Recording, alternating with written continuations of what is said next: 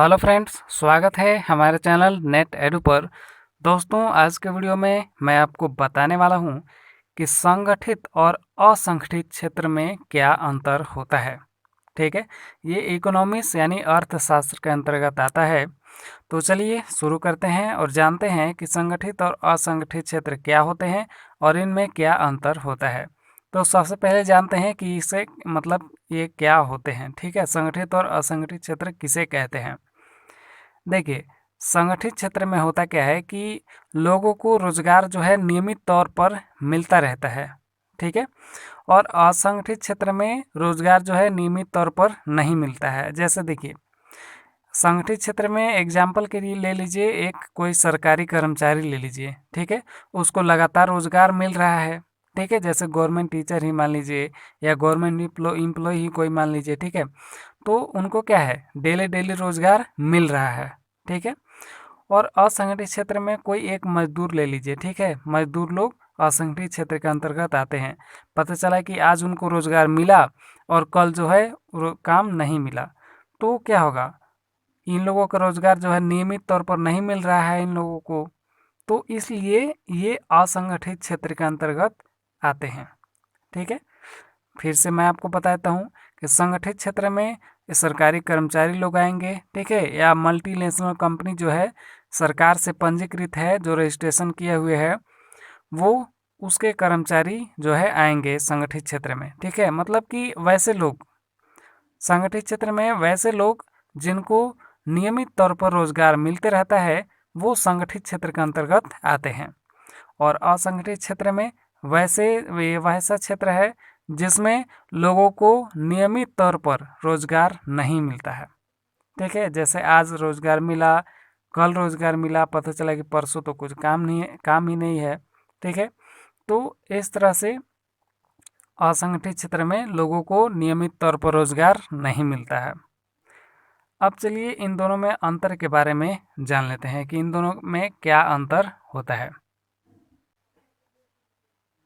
देखिए, संगठित क्षेत्र क्या होता है। संगठित क्षेत्र में रोजगार की शर्तें निश्चित होती हैं और श्रमिकों को सुनिश्चित काम मिलता है। मतलब जो है, श्रमिकों को निश्चित रूप से डेली डेली काम मिलता है और उनको नियमित वेतन भी मिलता है।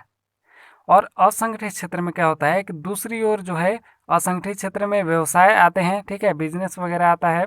पता चला कि आज बिजनेस बढ़िया चला, कल डाउन हो गया, तो इस तरह से आते रहता है। तो असंगठित क्षेत्र में बिजनेस आ जाएगा जो कि सरकार द्वारा पंजीकृत नहीं है। ठीक है, जो सरकारी मान्यता प्राप्त नहीं है। और जैसे उदाहरण के लिए संगठित क्षेत्र में मान लीजिए सरकारी कर्मचारी हो गए। ठीक है, या पंजीकृत औद्योगिक कर्मचारी हो गए, इन सभी को डेली डेली रोजगार मिलता है, तो इसलिए ये संगठित क्षेत्र में आएंगे।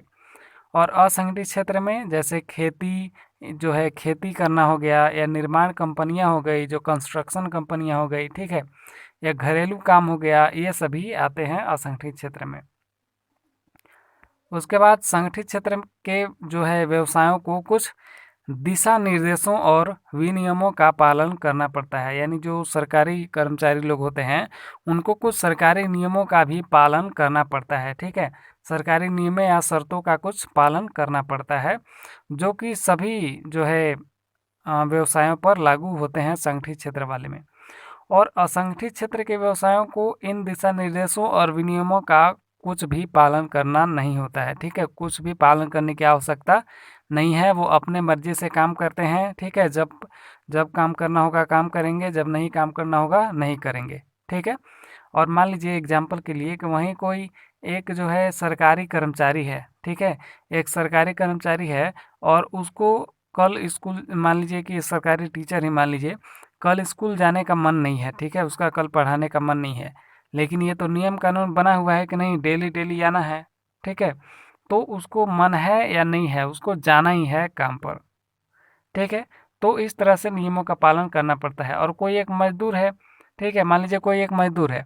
अब मजदूर जो है वो चाहता है कि कल मैं आराम करूं घर पर, मुझे काम करने कल नहीं जाना है, तो वो नहीं जाएगा, उसकी मर्जी, उसको थोड़े किसी के नियम कानून का पालन करना है। तो इस तरह से असंगठित क्षेत्र में जो है मजदूर लोग मजदूर लोगों को किसी भी नियम कानून का पालन नहीं करना पड़ता है। अब देखिए, संगठित क्षेत्र में काम के घंटे निश्चित होते हैं, जैसे कि 6 घंटे काम करना है, 8 घंटे काम करना है या 10 घंटे काम करना है। यह सभी संगठित क्षेत्र में निश्चित होता है।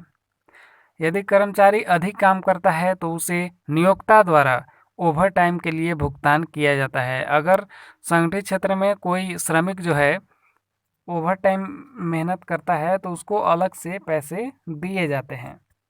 और असंगठित क्षेत्र में नौकरियां कम भुगतान वाली होती हैं, मतलब कम सैलरी वाली नौकरी होती है असंगठित क्षेत्र में, और अक्सर नियमित नहीं होती है। मतलब जो है असंगठित क्षेत्र में नौकरियां निकाली जाती हैं, लेकिन नियमित रूप से जो है काम करने वाली नौकरियां नहीं होती है। कुछ समय के लिए ही नौकरियां मिलती हैं और फिर जो है नौकरी खत्म हो जाती है।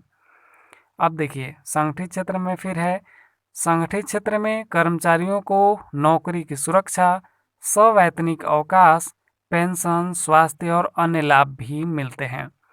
जो संगठित क्षेत्र के अंतर्गत जो कर्मचारी लोग आते हैं, जो श्रमिक लोग आते हैं, उनको जो है नियमित रूप से वेतन मिलता है, नौकरी की सुरक्षा होती है, मतलब कि नौकरी जो है कोई ख़त्म जल्दी नहीं कर सकता है, ठीक है।